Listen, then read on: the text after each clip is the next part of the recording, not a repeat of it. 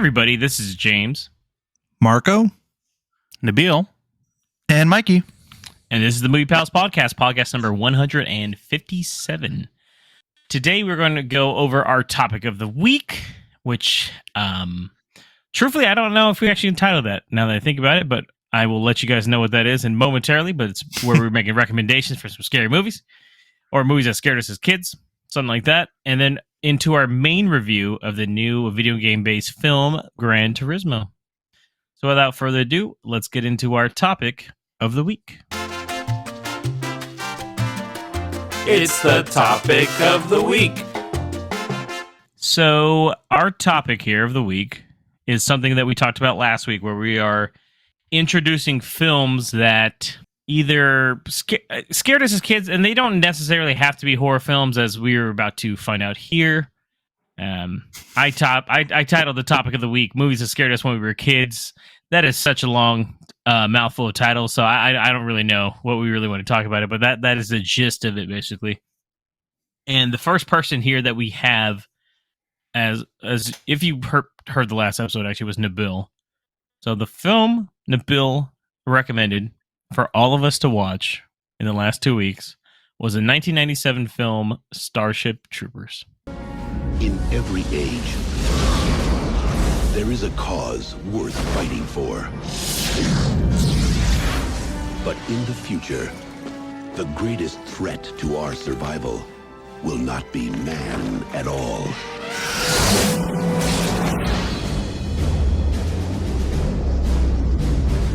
Hey, kid, what's going on? It's war! We're going to war! Now, the youth of tomorrow must travel across the stars to defend our world. We are a generation commanded by fate to defend humankind. Everyone fights, no one quits. We are going in with first wave. You smash the entire area. You kill anything that has more than 2 legs. You get me? We get you, sir! But they will face an enemy more devastating than any ever imagined. Here it comes!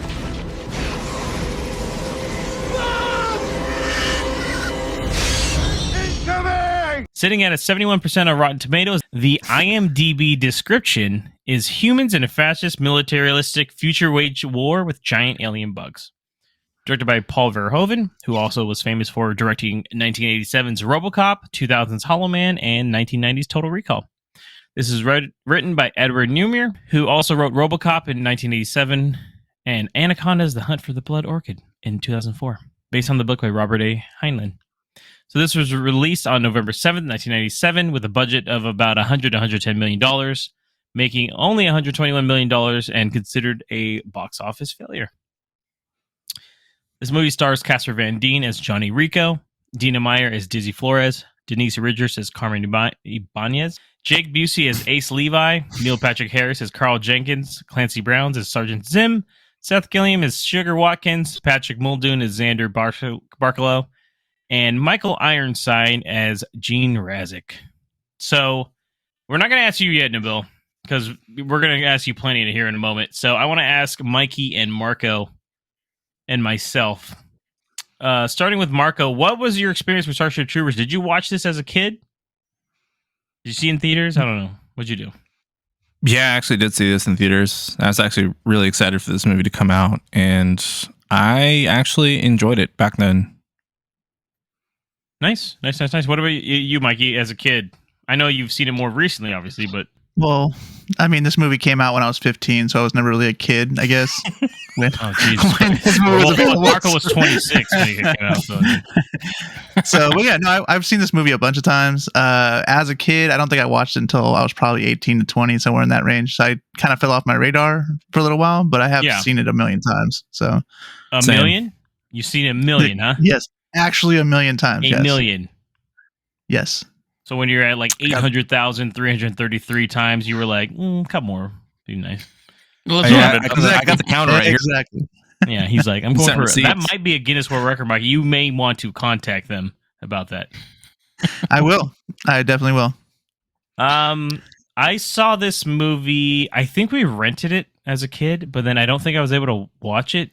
Or maybe like my parents did the thing where they covered my eyes a lot of times because it was a little more violent with the Or maybe it's just those. Maybe it's just the shower scene. They come at you pretty hard with that one, right? Shower scene. Mhm. They do. It's just there. Yeah, They're just that's a naked. Paul Verhoeven fucking staple of just showing gratuitous nudity. So, Sadly, it's actually like less nudity than most of his films, so it's Yeah, actually pretty cheap actually. comparatively. He actually filmed that scene in the nude. dude, That's not a lie. It's I'm not a pretty lie. sure- On a dare. I'm pretty sure I saw Marco in the corner, so that's fine. I was like, is Marco washing up too? He just randomly. What's up, guys? want to have kids as well one day. That's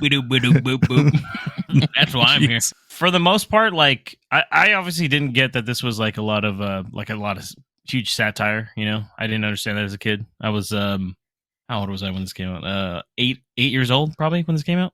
Oh wait, no, this came out right around my birthday. Probably 9. Yeah. So there's no fucking way. And I, as a kid, I remember liking like the action and stuff. I thought it was kind of cool. I'll be a little weird here. I've always kind of liked Casper Van Dien. I don't know. He has the look of somebody that could have been probably like a bigger star. A big star. Yeah, But it's just his poor acting, I think, just probably lowered it down for him. And his, It also is like ability to read he looks like lines. he's older. He should not be in high school. It does. everybody in this movie looks like they're 30. Pretty Mikey, much. I don't know who the fuck you're talking about. Because they were all 29. 30s. And then being half Filipino, it does kind of offend me that when I read that I believe Johnny Rico's supposed to be a Filipino man in the books. So In the books, yeah. They changed it.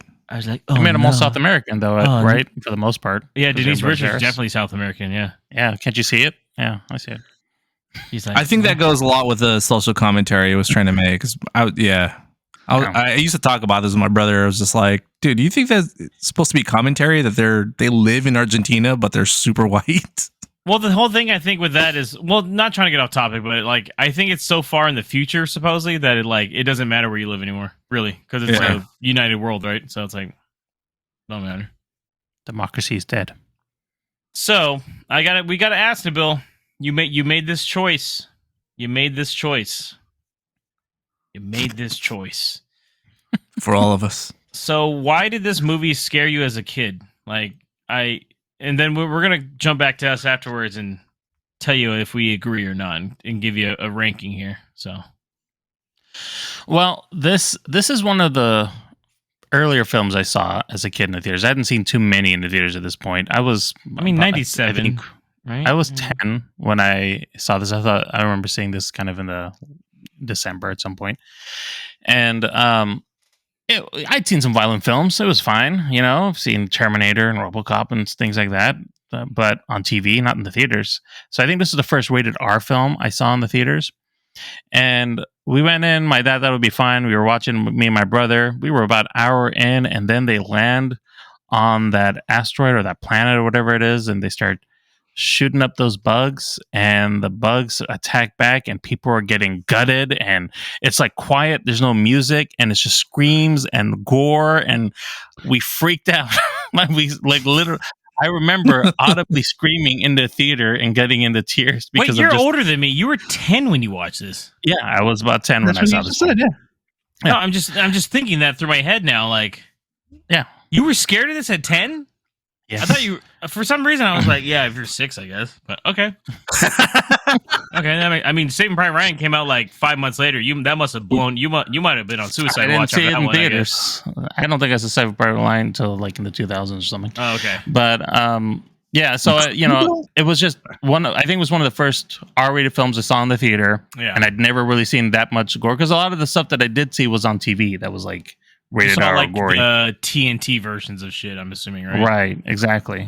That makes So sense. seeing it like that and just the brutality, we got so scared, my brother and I, that we were. My dad just took us out the theater. Like we didn't make it past the first hour of that film once that scene came and left, and it was traumatizing. And I think as I was thinking about it, I think it kind of puts me back into the mindset of why I don't like gory films, because even now I get a bit squeamish on some of this, and I think this is the first time that I can recall seeing just an unedited gory film, and that's kind of carried on towards anything else I watch. I'm just not a big fan of gore, and this kind of added to that. Have you seen it since then? I've seen it a few times. Yeah, I mean, Okay. even I just rewatched it a couple of days ago. You know, before watching this. I mean, and I still felt this. I was like, "Geez, it's hella brutal." Like I winced at some scenes. I just like it's just a lot still for me to go through. Even with the, you know, the bugs with the graphics that they are, the effects of the gore of the people being cut in half or being stabbed or whatever, it was still pretty well done for you know, that still holds up. And I think that's still pretty, you know, intense to watch even at this age. So, and I mean, some of the CG is a bit dated on it, but it's actually right for me personally. At least, I thought the movie holds up with the effects that it uses. Yeah, a bit. It's nothing spectacular, I would say, but for a movie that's 25 years old, 26. They used a lot of practical effects, which helped, like models, and they built giant puppets of the spiders, which helped. Yeah, the arachnids or whatever. What are they called? Arachnids? Yeah, I think that's what they're called. Arachnids? The bugs. Yeah. Mikey fell asleep. Sorry. Yeah, he's like, Mikey goes off. He's like, tell me when we start doing Gran Turismo. Where's the scary stuff? The whole thing, though, then Bill's like a lot of that gore stuff. It's like really overdone because it's made to be overdone. So. Well, I remember, you know, watching the unedited version of RoboCop a few years later as well, and not realizing that what I'd seen on TV versus what the actual film was like was way gorier, like way more. Yeah, I was like, you holy watched shit. the director's cut of that one too. Like, I had never realized that you know, Paul Verhoeven's films were very. I know that there was, you know, obviously the sexualization of it. It's all colorful commentary, but like the gore was always intense too. If you actually watch it, so is 11. That are, yeah, like it's just intense. And as a kid watching that for the first time and not realizing that films can get more violent than like a creepy music in the background where somebody's with a knife about to stab you, like Jason or something like that. Like that's just those are two different kinds of films. So, all right, time to. Sorry, Nabil, you're gonna want to mute yourself. Let's start it with you, Mikey. Let's start it like this. Did this movie ever scare you? Like, I mean, you've heard the testimony from Mr. Lothe. Did it scare you I mean, you were a kid. You were probably in fucking high school from the sound of it. So, I mean, I don't know. Actually, this doesn't sound like this would have been something scared to you. And I'm pretty sure not scared to you today, right? Like, this should not be giving you flashbacks like you're in Nam or something, right? No, nothing like that. It was never scary to me. Like I said, I saw it when I was a little older anyways. I was almost out of high school when I saw this, so for the first time. So I was never really scared of it at all. And this is a movie that I like pop on like just in the background, like while I'm doing something else, and like just look over and see body parts flying. It's kind of fun. So you know, yeah. So yeah, it's like yeah. Okay. Wait, shower. I mean, it makes sense. I mean, I wouldn't. Just thinking about it, yeah, that makes sense. But I mean, not to shit on you too much, but like, I see where you're coming from. Like, especially if this was your first experience, like the first time you see a rated R film, I'm assuming that's rough on somebody. I don't really know. The first movie I ever saw was rated R too, like ever. So like, I started at a high peak, so I was like, this is how shit is for the rest of your life. I saw fucking Tombstone. Yeah, same. So, you know, and I saw that when I was like 5. So that's why I was like, what? That's crazy. Marco, what about you? So you were also like in your mid-20s when this came out. So was this something that scared you, or was this more like you thought, like, I could see myself as hanging out with Casper Van Dien, hitting the waves and shit? I fell for the propaganda, of course. No, I was not scared. I was like, oh shit, yeah. Let me join a fascist military and dehumanize aliens. I thought the movie was violent. That's pretty much it. I was just shocked at like how much violence it showed, because I think at the time it had been probably one of the most violent movies I'd seen. I was just like, oh dang, they're actually like showing limbs flying and everything. Yeah, but I guess I always remember the guy's head getting sucked out. Like that was a gross scene to me. I was like, ew, that's nasty. Truthfully, the brain bug at the end was really just the only like creepy part. It just looked creepy with all those eyes around it and stuff. I was like, damn, that's creepy, dude. It looked like a larva. But I've had like such a high appreciation for this movie, for it being ahead of its time and for like the message it portrays. And I think like, I don't know. It's just one of those movies that, yeah, it's fallen into cult classics, but I never once thought that it's one of those like quote unquote scary cult classics like the Rocky Horror Picture Show or something. It's just one of those kind of like deeper than its surface level sci-fi movies that, like Mike, you said, you could pop on in the background, or you can sit down and like really dissect it. No pun intended. Dissect it and really take in like the social commentary it's trying to portray. But I can, from the Bill standpoint, like not to shit on him the whole freaking segment, but if it explains, why I was scared of him, because he had never been exposed to stuff like some of us were, like kind of like similar to James. Like you said, you saw Tombstone as a kid. I saw RoboCop when I was like 5 or 6 years old, man. So I mean, like, I've seen some shit. See that? I mean, I'm like, for first movie I saw, a guy's getting his leg cut off, because he got shot, and they're like, we got to cut the leg, and I was like, oh my god, is every movie like this? So, I mean, truthfully, that started my love for film, truthfully, so stuff like that. So I agree with you. Like, I also always saw this movie. This came out the same year that all the special edition Star Wars films came out. So I started really getting into sci-fi in '97. So I think I also always viewed Starship Troopers as like just a cool film, like lots of action. It's like it was like an adult like Star Wars to me, at the time, because I didn't know any better. But it's I was never like scared of it, so. It wasn't one of those, like you said, one of those films where I was like, "Oh no, the bugs are gonna get me." It's like the shock factor, though, as if you're a kid, though, right? I mean, it's like you literally see like body parts flying off people. I mean, chopping I was them. a year younger than Nabil, and it didn't affect me, so I don't know. The insect see how it could. I just wanted to hang out with Johnny Rico, Mikey. I don't know, bro. I don't know. He was good looking, then he was in Sleepy Hollow, and I was like, God, he's Johnny Rico. So I don't know, man. Like less than a year later, I was like, is that Johnny Rico? I've always been opposed to hyperviolent films, though. And then, like I said, this kind of stemmed that for me, because the films that I did get to see that were violent were always like cleaned up. So it was never too intense for me on television. Yeah. But seeing it for the first time in theaters and just, carrying that on now, I've never really been a fan of like overly hyper violent films, even if there's a meaning behind it. Like I get the context even in this film, but it doesn't necessarily mean that I enjoy experiencing it and sitting down. It still makes me uncomfortable. It is crazy to me. I just don't feel like this is super hyper violent compared to like so many other things, I guess. But for me, that's when we get into like the Saw shit. Like we did a Spiral review, and I remember it was just like, that was pretty fucking intense, man. Like to the point of like unnecessary, just like you said, Nabil. Like there's a point to it, but it's almost like, I mean, you can tell that shit down. I think that's kind of the point of the movie. It's supposed to. The whole movie is like a propaganda piece that's supposed to desensitize you to like the violence and gore, so you could be like, it's just a bug type of thing, or just an arachnid type of thing. So it's supposed to bring in that shock factor that Nabil feels, and then by the end of it, it's like us. We're like, oh, okay, it's just killing another one. Yeah, I guess. Fuck those bugs. Okay, so guys, what are we giving Nabil here? We're rating his pick. This is how we're doing it, because we're just getting real fucking mean right now. So, on a scale, not rating the movie. You're not rating the movie. You're not rating the movie at all. On a scale of 1 through 5, 5 being 5 is like you're siding with young 10-year-old Nabil. Like, hey, I agree. Like, hey, bro, that shit was scary. And then 1 being, hey. Man up. I know, I said it. Probably get canceled for it, whatever. Nabil's wearing a pink shirt today. I mean, it's appropriate. So, what do you guys give? I guess I called it the scary kid level bullshit rating for Nabil's pick of Starship Troopers from 1997. I'll start with you, Marco. What? I can't see the Marco, but he's just mad at his face right now.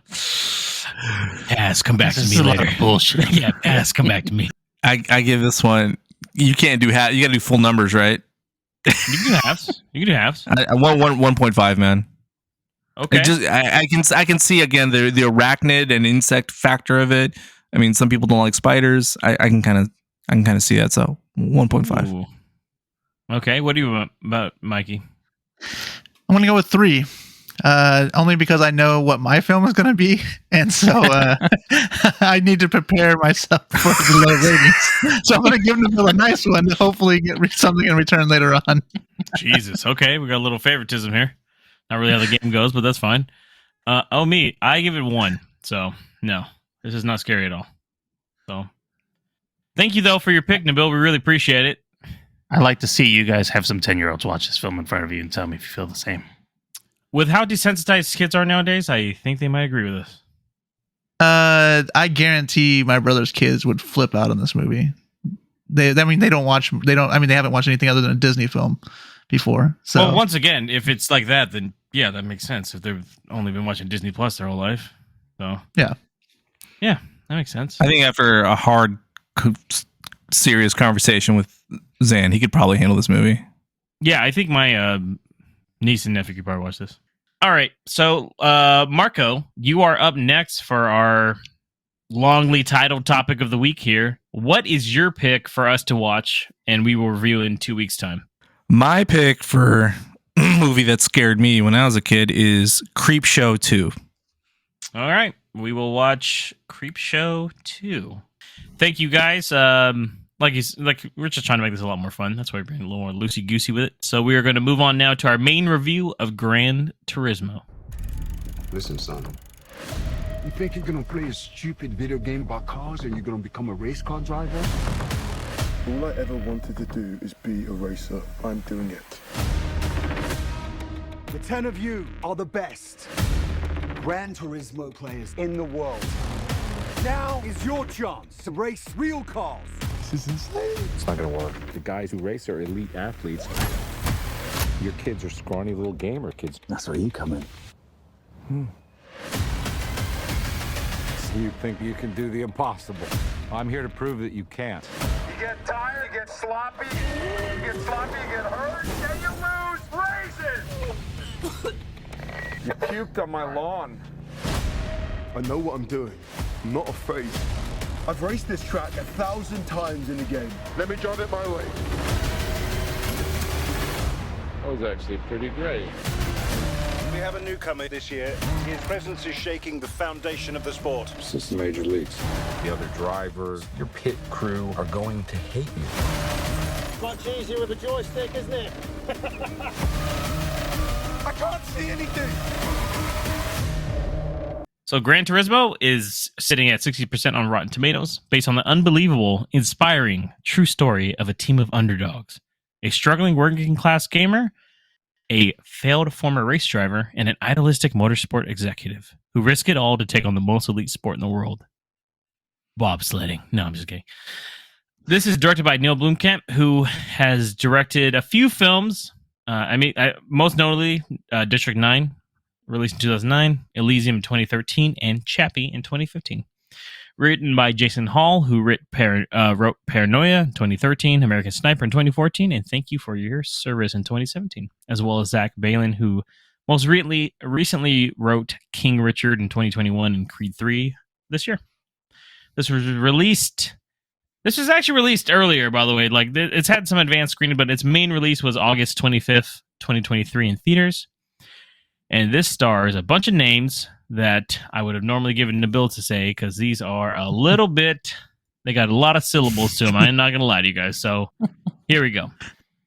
We have Archie Madekwe, who plays Jan Mardenborough. David Harbour plays Jack Salter. Orlando Bloom is Danny Moore. Darren Barnett is Maddie Davis. Jimon Honsu is Steve Mardenborough. Joseph Stradowski is Nicholas Kappa. And Maeve Cordier-Lilly is Audrey. So, I got to ask you guys, you can just speak up. Do you guys have any experience with the video game franchise Gran Turismo? I do. I used to play Gran Turismo Aspect back on PlayStation 2 days all the time. Yeah, 3. That was I think that was one of the most popular ones too. So yeah, I thought it was one of those ones. I didn't play the most recent one that came out. I think was it a couple years ago, last year. 7? 7? Yeah, I think it was 7. You know, but I do. It is not like any other racing game. It is very realistic, and it is very well, what's the word I want to say? It's not forgiving. So if you're not trying to play the right way, you will suffer throughout the game. That's because it's not a game; it's a simulator. That's right, Mike. I was waiting for somebody to say it as they said it. Yeah, I'm the same. I used to play it a long time ago, but I never really, played the more recent ones. There's nothing wrong with them. It's just now I have so many options. It's just so much easier to play something that's a little more engaging for me. Yeah. So I just stopped playing them for some reason. Hey, I'll be honest. Yeah, I played them also on PS2. I sucked at it. That's why I stopped playing. I was like, you know what? This is not for me. This is not for me. But Yeah, overall, no. the games look great, though. Or excuse me, simulators. Yeah, they've always looked really good. And I never played the first two. I started in PS2 one, Nabil. Same thing with you. Like 3. I was actually fairly okay at them. No, I wouldn't say great, but I played 3 and I played a ton of 4. So 4 had like a lot of like promotional cars, I remember, including a special Nike car. So I thought that was cool when I was in high school. Branding. So yeah, so I played the shit out of 4. But yeah, then the other ones, I didn't play the PS3 ones really. The PS4, PS5 one, I played a little bit of the newest one, but it wasn't. I'm not really into simulator driving ones. I know it's better if you have like the real setup for it too, with the steering wheel. You know, that adds to it, and I know you can do VR and shit. But I'm more. That's been part of the reason. Yeah. I think too. Like I kind of didn't connect with the newer ones because you really want like the full rig and. Yeah, and I'm not gonna. I've gone on too many rabbit holes that never pay off. I'm like, I'm not getting into this bullshit. And I'm like, nope, I'm okay. So. Let me spend $500 for a controller that I'm going to use. Like, and I'm not. As you guys know, I'm the kind of guy that would probably fucking somehow convince myself that I do need it, and then I'd play it like twice. I'm like, God damn it, I gotta get rid of this somehow. I don't know what I'm doing with my life. And then he's got the driving shoes too and the gloves. Yeah, I like. Why does he have a helmet on? I am a fan of racing games, though. I've always liked. Back in the day, Forza is really good. I like the newer Forzas are great. It's more of an arcade racer, though. The Horizon, you can definitely jump into it a lot easier. Like, Forza Horizon. The normal Forza line is more in line with Gran Turismo. Project Gotham back in the day was cool too. Project Gotham was fantastic, by the way. So that was the shit, and then they just disappeared. So I want to ask you guys. We're just trying to keep this down to the 2 sentences or less. Gran Turismo. What did you think of the film? Like, did you like it? Did you not like it? Was it your jam? Was it not your jam? Hey, Bill, start us off, man. Yeah, it was fun, and it had enough racing elements to it. Cool. Mikey.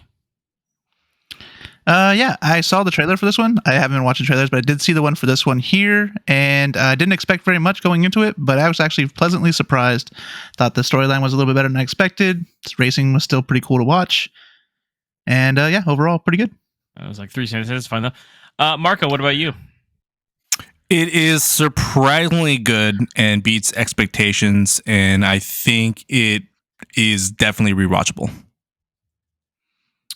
Yeah, I agree. I liked it. This is one of the more unexpected films of the year. As you guys probably know, I really wasn't looking forward to this originally, and then it's fun. It gives enough video game aspects to it that it was and a good enough plot that I thought it was great, truthfully. So, I want to get into the trailer. Doesn't sell it.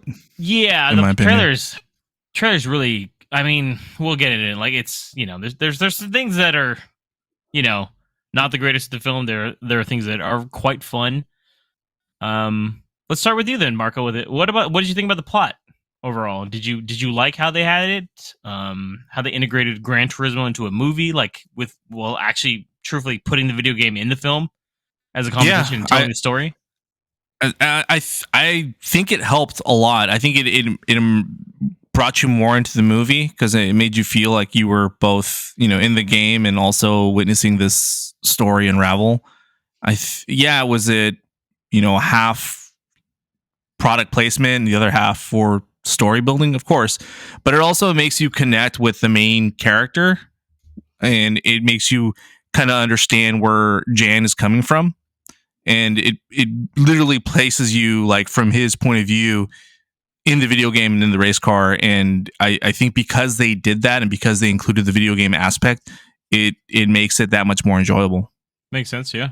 What about you, Nabil? Did you feel the same way? Yeah, I mean, the plot, it's obviously based on a true story. They make sure you know that, and it's an interesting premise in general. Like, I think it's fine. I do like the aspects of how it could have.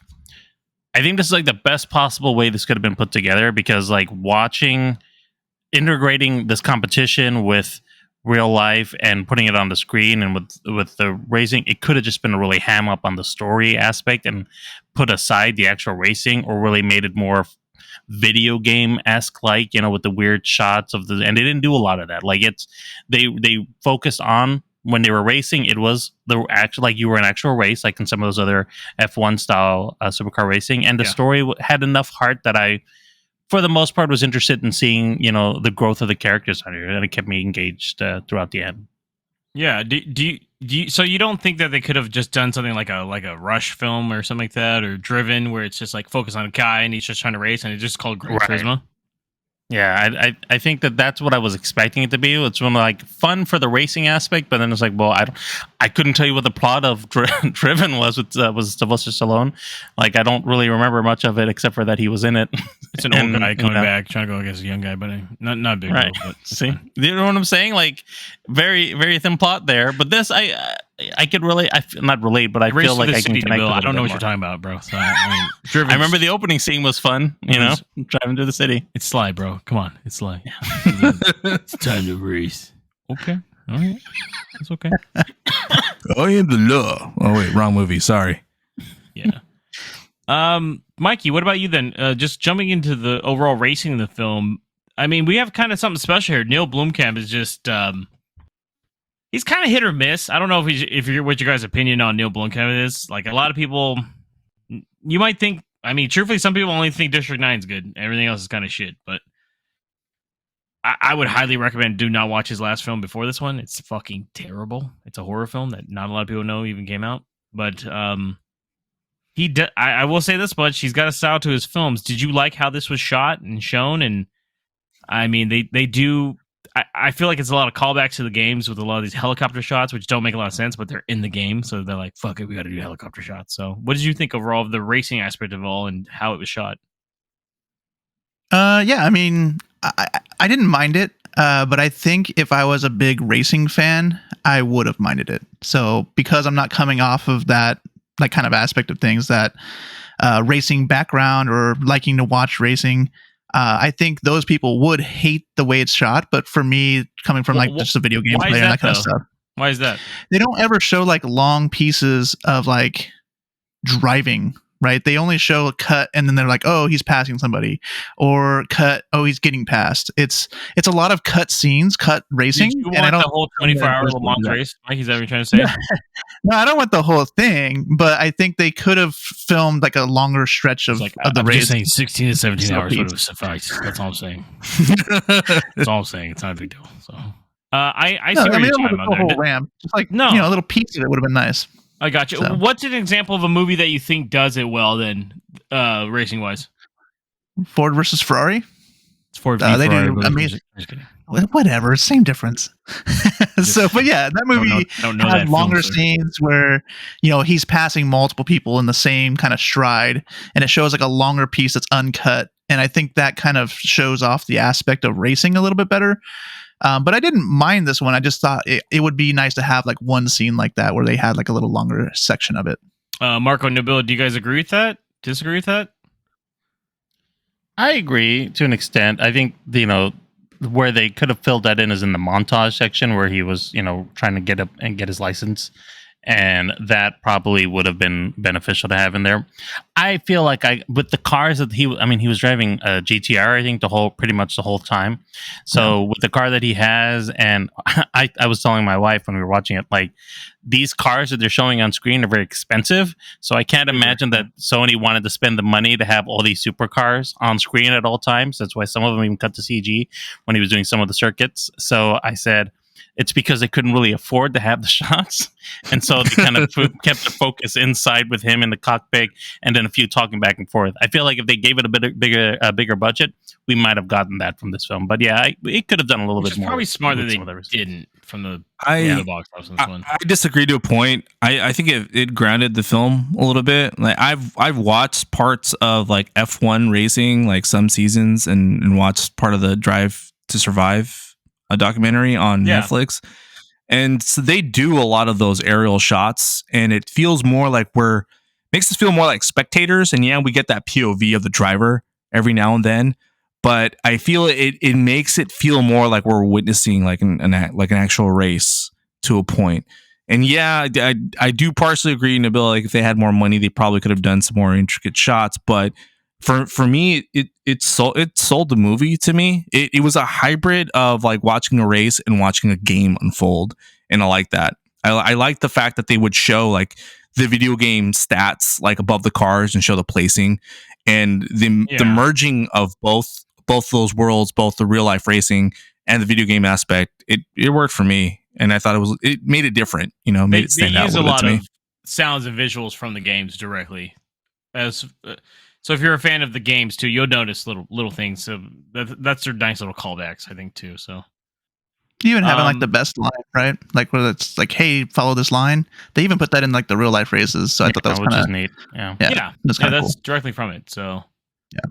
Let's jump into the cast then, really. So what did you guys think of Archie Maddock as Jan Mardenborough? I'll start with you, Nabil. He was okay. I didn't hate him. I didn't think he was like the best part of this film, but he oh jeez, okay. James. My bad. I think he was fine in the about movie. Starship Troopers, Nabil. Fuck, man.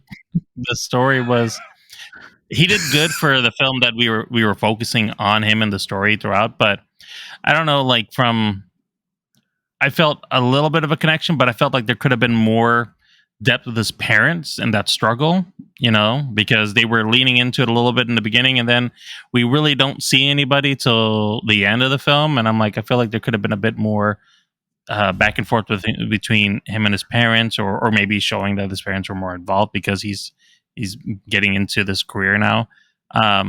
And then I know we're going to talk about another topic. A part of it, they kind of shoehorn it, whether it's true or not, a love story, which I was like, well, where are we going with this? So his acting was fine. There wasn't anything that was like really outstanding for me in regards to this character compared to some of the other characters. I kind of agree with you. He's okay, but I don't know if it's the writing too, especially. I don't know if you agree or not, but there is some fucking cringy dialogue in this fucking movie. Like I was like, ooh, And was this supposed to be set in was it 2014, 2015, or was this actually set in modern day? I feel like I think it was made modern it a modern day thing because they were playing Gran Turismo, the newest one. So they were playing 7, I think, right? Yeah. I'm assuming they're just retelling the story as though it happened. It doesn't really matter, truthfully, time period was. I suppose not. Yeah, but yeah, there are some. Anytime that video game dialogue was shoe-inned or any explanation of the game was shoe-inned, I felt like that was the dialogue that felt more forced. I don't know if you guys agree or not, but I kind of disagree. His acting, first and foremost, for someone I'd never really seen, I think was pretty good. Yeah, some of the lines were super cheesy and corny, but his delivery of them, I think, helped. And the fact that he showed emotion on his face and was able to still carry the scene despite the script, I think, give him credit, I think he did good. His relationship with his father, though not that strong, I think it was probably like the strongest aspect of his journey, aside from learning to be like a good driver. Because from the get-go, we focus on that, on how his father was a failed pro athlete and how he just wanted to prove to his dad that he was good at something and wanted his dad to be proud of him. And I felt like, Martha, sorry, just to tag on to that, that is true. That's what they wanted you to fall through with. But once he starts racing, we never hear anything about that until he suddenly says, "This is from my dad." Like his little sticker, there's like nothing really there. We get a lot of we don't get a lot. It's almost non-existent, to tell you the truth. Yeah. They probably could have shown some more clips of Jan's dad, watching him on TV and then turning it off, or showing not being interested, like reading an article and just tossing it to the side. But for me at least, I don't think that was really necessary. If anything, that probably would have cheesed it out a little bit more for me. But yeah, I can see for some people it probably might not have worked, but it worked for me. It still kept the main focus on Jan, who's like he's the main character, so he's the one I cared about the most, and his journey in the story. And I felt that alone was told pretty well. Some of the supporting characters probably could have been a little stronger, but it wasn't too much of a downer for me. Okay, that worked for you, and Nabil just couldn't get over this. Jan sounded like a mouthful of marbles the whole time. So, Mikey, let's get to David Harbour's character, Jack Salter. What'd you think of him? I think he has good screen presence on this one here. I like him in general and everything he's done, even like some of his not so good movies. I still like him and stuff. Hellboy? You think about Hellboy? I just remember just eating pistachios. Yeah. Whole So fucking I time. like him as an actor. I just think he has good screen presence. He does act well. He has a lot of like emotional things. He goes with Jan. He kind of relates to him on a lot of things that happen in his career, that kind of shadow what he did in his past. So it kind of helps him kind of connect. And then, there's some other stuff that goes along with him too. And Jan, and he almost plays like the, secondary dad role for like his racing dad almost, right? So it kind of plays into those kind of little tones. And I almost feel like because Jack is that kind of character, that's why some of the stuff they were talking about previously about Jan and his dad, they didn't really want to bring it forward because it would kind of take away from Jack and Jan's relationship. His replacement dad. Like, I'm your daddy now. But I mean, it's good stuff. I like it. I was gonna say, do you I personally thought, or David Harbour was like the best thing in this movie. To tell you the truth, like every scene he's in, for sure, complete scene stealer. So he's like it's like David Harbour's character. Like, I don't know if he's being typecast in it, but he's kind of like the asshole guy all the time. But with a heart of gold, like deep down inside. Well, he's also getting treated like shit, though, right? I mean, like the other race team he's working for now, like really doesn't care about him. He's basically a mechanic, even though he comes knows at what he's these doing. kids like pretty rough, though. He's like, none of y'all are gonna survive my thing, blah blah blah. It's just like, all right, buddy. Well, I'm not even talking about that. I'm talking about like the team he worked for before the Gran Turismo Academy. Like they're like dicks. crap, They're, right? Yeah, they're assholes. Yeah, yeah. So he kind of has that kind of feel to him because he's been treated like shit ever since he basically stopped racing. Stupid so Kappa. he's kind of hardened. he's trying to find himself, man. That's why. Yeah. Okay. Yeah, fucking dollar discount Victor Crumb from Harry Potter as a bad Wow. Oh, dang. Bill, I got to ask you, Orlando Bloom, first movie in a while, I feel, unless he's been doing some shit I don't know about. But what did you think about Danny Moore?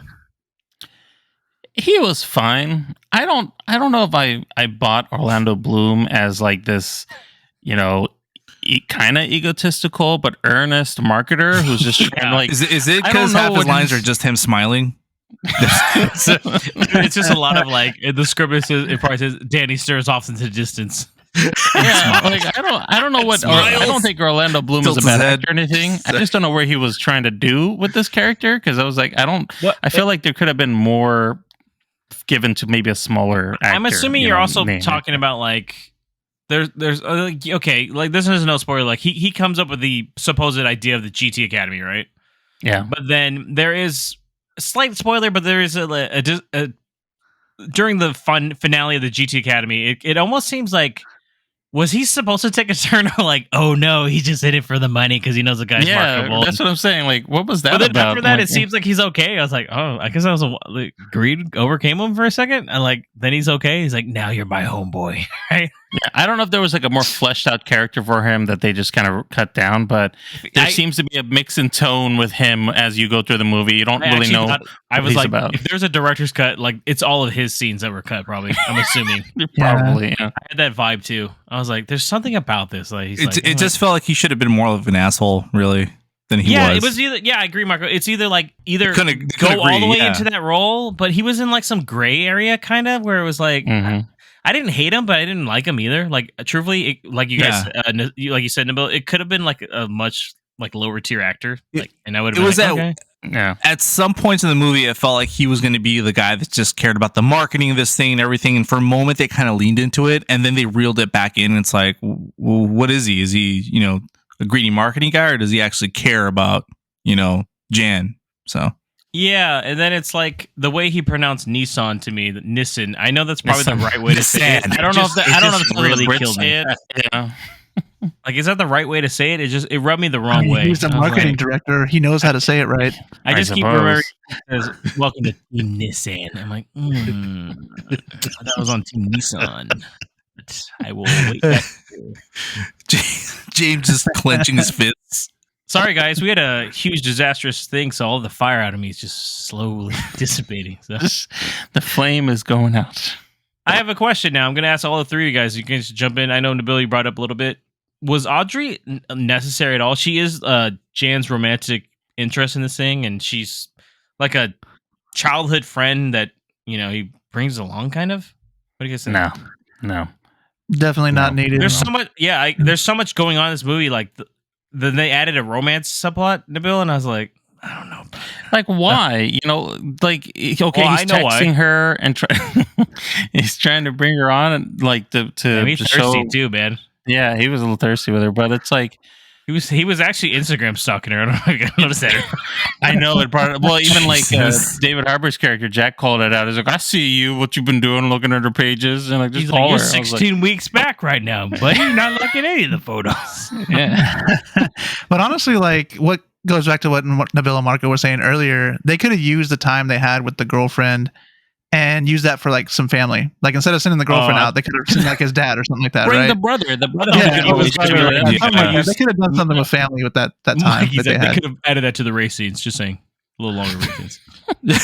Damn, no, I agree on that. She was not necessary at all. Like you completely forget about her up until like they bring her up again, and you're just like, oh yeah, the chick he was talking to at the fire. Do you think it's like they're just trying to humanize him a bit? Like he's a normal. He is just after all just a kind of a teenager or young man. Yeah, I agree. That might be the case. I feel like in a lot of films, maybe you do need to find. They're trying to find like every avenue for you to connect with them emotionally, and so like, look, this is a normal guy, but I felt they did a really good job with that throughout, like just with the relationship with the family, and then his interest in like gaming, and then his little. They even had his little side Indian friend that was like his hype man. Like all that. There was was like all there already. You didn't need to lean on even more with like adding a love interest, exactly, and the rivalry that really wasn't there. Like we had enough to feel enough connection with him. You could have just expanded on that. Like Mikey said, they should have done more with his family, like his brother or his mom and dad. Like that could have been used to humanize him.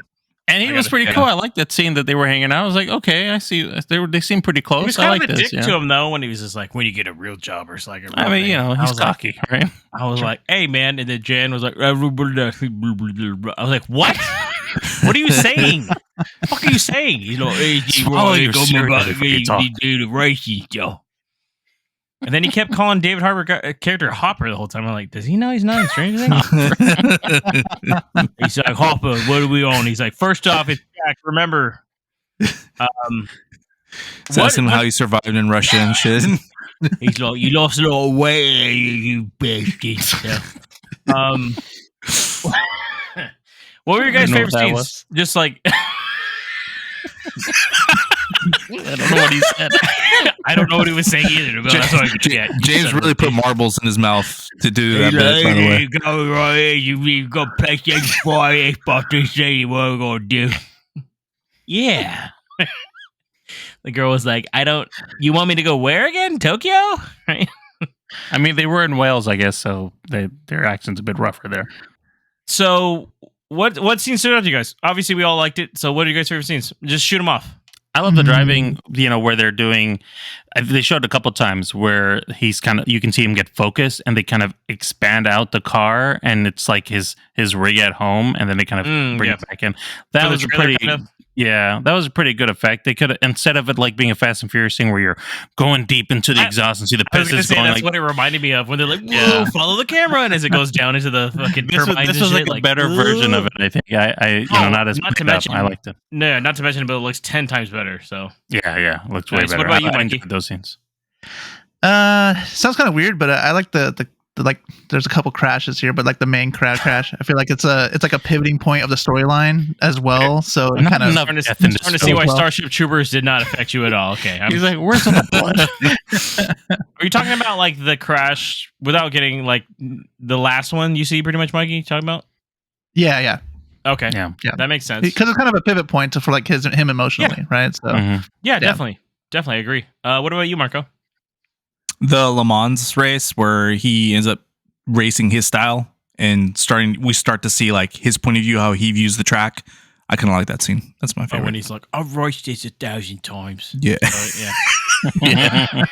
He's caught now. I was like, what's he doing there again? What's he doing? Yeah, and it flashes back to him saying, I don't use the line because that's what everyone uses, and then he does his own thing. And what if he had done it that he just fucked up? Like, that's why you follow the line. He's like, whoa! He's like, oh shit! It only works in the game. He's like, oh shit! Never mind. That was wild. Like, game over pops up on the screen. It's like, whoa! I will say that it's just so watch a video game. From my understanding, Nabil, correct me because I think you know about the cars a bit more. Like that's a very high step up. That car, the Le Mans, that he's using compared to what he'd been driving. Oh yeah. I don't think those are not ready in a week. Like I was surprised that they went to that because you do. There is a difference. Those Le Mans cars are basically like a little trimmed down F1 cars, so they're quick and very responsive compared to the supercars that he's driving in the other track. So it was and then they bring back his team. They're like, remember these guys? And I was like, didn't they fail though? So yeah, right. Like, messed up to the they were in the minor league though, right? They're your homies now. So check it out. Yeah, they do. I will say they add that line, Mike. You're like, no, they've been doing I don't lower circuits. They said they were the lower circuits. Like, what the fuck does that mean? Just in case these guys couldn't hack it, by the way. Yeah, but we're gonna throw them in the 24-hour. You guys cool with that? I'm like, no. Let's get some real Le Mans racers is here. not an easy race. Like that's an intense thing to get into. To be fair, though, they did show the one guy from Argentina. He cramped up, so it shows he wasn't ready. He was not good. He was terrible. Yeah. No. Out of all the racers, he was like, what am I doing? I actually agree with Mikey. I love the crash scenes. I will say they're well done. That second one, especially, it's like a freak accident. It's insane, like how they pull it off. And truthfully, I know it's CG, right? There's no way they actually. I don't think anyone. Did you see the real one? No, they used a real guy, dude. The real one is the real one's pretty close to that. Actually, if you look at YouTube, really, you can watch it like side by side. It's pretty close to the real one. He practically flies. So it's like, oh my god, dude. So pretty intense. They just couldn't predict the drift or the lift off. Truthfully, any scene with Jack too is just really good. I liked how he Mm-hmm. sets the tone early on too about like, oh, we don't drink champagne until it's time, and then there was a lot of good emotion with Jack. Like even the scene with the crash, like there was it. I think David Harbour being there really helped add to it instead of it being something that could have been played off a little corny. Like I felt for it. Like I was like, okay, yeah, this is serious. I can connect with this. And he rolls up in a beautiful fucking. I think it's a Porsche he's just driving. I'm like, where did this car come from? Was it GRS or something like that? Yeah, I was just like, is that just his car? His daily driver? Goddamn, dude! Like, oh, nice. Let's rate this one, guys. What would you rate Gran Turismo? Who would you recommend it to? Start with you, Nabil. I gave this 3.5 stars, and I think that it's good for racing fans, but it's also good if you kind of just like that, rags to riches kind of thing, where he's struggling and he's getting to underdog the best story. Thing. Underdog, yeah, I think that's it's a fine underdog story. That's great. What about you, Marco? I give it 4 stars, and I think if you're a fan of video games and also a fan of racing, then I think that this movie's for you. Awesome. What about you, Mikey? I gave it 3.5. I agree. I mean, with the other guys here, if you like Gran Turismo, you play video games, this is going to be really relatable. Racing fans should like it as well. So, yeah. Awesome. I also gave it 4 stars, Marco, as well. I really enjoyed this one. I thought it was a worthwhile watch. Very surprising. That's why I was like, Mikey and I saw a very early screening of this nearly a month ago, and it's one of those movies that has really stuck with me. It's really fun. They actually got racing shoes out of it. James couldn't stop showing me, so I mean, it's wild. These Pumas he's been wearing. Yeah, I'm like, look at me. He's been doing fucking suit. Donuts over the weekend, dude. We're not talking about the car either. We're talking about the food. So, just to let you guys know. But yeah, if you're a fan of Gran Turismo, I think there's enough here to like it. And like Nabil said too, any racing fan, I think this is definitely a worthwhile watch. So let's jump into the sports section. So if you don't want to know about some things about the ending, for instance, there's really not much to spoil for this. I mean, I would say still go out, take a look at it. This is all 4 of us still recommend it. It's a worthwhile watch. So Let's jump into sports section. How much signal I need to cut across 8 lane? None? I turn now. Good luck, everybody else. Thoughts on the ending, guys? Did you like how it played out? I know they Hollywooded it up, I guess. I know they took some liberties here, but because technically it wasn't even the full. It's not the full race, Le Mans, right? It's like a division of the Le Mans race they actually won in real life. They show you at the end. It's like a juniors championship or some shit like that. Yeah.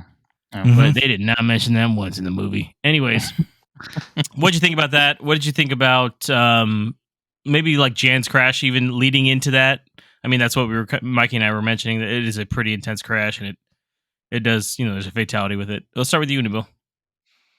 I think it was enough Hollywood, isms inside there where they kind of glammed it up that I was fine with it. It didn't take too much away from it. The ending there was enough suspense. I actually liked the fact that, like, with the montage that they had of him trying to qualify, that they showed him failing instead of it just being like, oh, you qualified, let's get onto the big race. Yeah, like they did that, and then where they went to the end where he had to really prove himself before it. Like, I like the stakes that they put into it. It felt meaningful, and I feel like the ending was, well, even though, like you said, James, like they had the two runner-ups inside there playing, like we got to spend more time with. Was that real, Jan by the way? instead of the other ones. Did you look that up? Was it really like the runner-ups that were with it? I because they said it was a full team that came from the academy, right? So I think they were saying they want the purpose was they wanted all the sim racers in there to prove that the sim racing could be a thing, because there was like a lot of hate for it. But I like that we spent more time with Jan throughout that too. We saw him racing. Like, I really didn't care about the other two. That was just more for plot for me. So I was like, okay. See, Nabil was, and Mikey wanted more. Nabil was like, go back to the other kid. I don't need to see these has-beens. Jesus. I don't need to see second place racing. I need the meat, not the potatoes. Yeah, I ain't here for the feelings. Give me the other guys. What about you, Marco? Thoughts on that ending overall? What did you like it? Did you like seeing that? Some a little bit behind the scenes, but overall, did you like that they actually win the race? Oh, I loved when Al Pacino and Robert De Niro were lining up their guns and shit. Oh, wait, sorry, wrong movie. It's just that they were playing the song from Heat during the winning moment. I was like, what fucking movie am I in? Hold on. No, I like that. I like what Nabil was saying, that the stakes were there because John had failed. I like the fact that it wasn't even first place that they were going for. Yeah. They were going for third. They just wanted to make the podium. They just wanted to make it, yeah. Yeah, and it just comes to show just how hard it is to get that in these competitive racings. And I didn't even catch the fact that it was like a lower division of Le Mans until I looked it up and I was like, what the fuck, for real? So I mean, even that, it just shows like, dude, this is not fucking easy, man. It ain't like driving on the highway. And I think that can't be stressed enough in the movie, and it really showed in what we got. So definitely, Mikey, looking into this, like, I don't know if there's gonna be a sequel. I don't think this movie has done particularly well with box office, and truthfully, I'm not sure how much it cost to make this movie. I think this week it just overpassed Barbie finally, so it made number one. Yeah, but how much was that though? Yeah, this was also $4 I don't think Sunday there should movies. be a sequel, man. It's a nice standalone movie. Yeah, I don't know if there should be a sequel. I agreed. Well, it's based on a video game, so they've made 7 of them. I think they might make another one. No, but I mean, I wouldn't mind seeing another one if it followed a different person. Like, I think Jan's story, it's already like enough, right? I've seen what he's going to do. I don't know what they could do to kind of enhance Jan and Jack's story, right? So I feel like if they do another one, they're going to have to follow somebody else or make it a little differently, which I don't think they will do. So, I don't think there's going to be a sequel to this, but if they did do one, I kind of would want to see, a different story with a different character. I don't think they can do too much more with this person. And that's mainly because I was looking for stuff here too, is like they actually take Jan's whole career and make it one season. So they changed a lot of like the events and like the order of things happening. Yeah, of course. Yeah. So, it's, I don't think they could really do more with that character anyways. So even if they wanted it's to. kind of fucked up if you actually look into it and like after that, I'm like, he didn't do too well after this. So I don't know if you guys looked it up or not. I was like, oh, okay. I mean, he lived his dream though. He got to race. Yeah. So He had a good run. It was hard. It's hard enough to qualify for those races. Yeah. So he stayed in, the main races at least. Well, Gran Turismo was made for about $60 million, double that for the budget. It only made 17.3. Yeah, they're not going to make a sequel to this. So, yeah, worldwide right now it's at 54 million right now. So, yeah, they need to triple that probably. I think that's okay. I think just it being standalone's fine. Yeah, maybe by word of mouth, more people will see it too, especially when it goes to whatever service. But, I mean, they could definitely do something else. Maybe they would go for more of a focused one. Like off somebody that's not based on it, but it's a prequel for Jack. Yeah. Any other spoilers you guys want to go over? Anything else?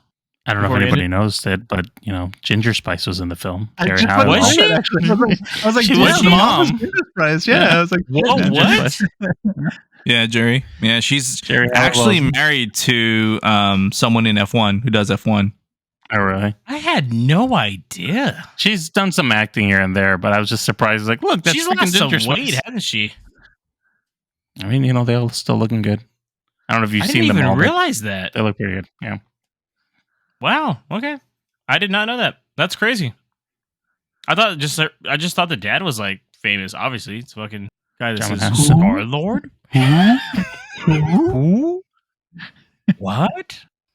All right, guys. That's the end of the podcast. We went through some crazy times there, going over Nabil's scary movie.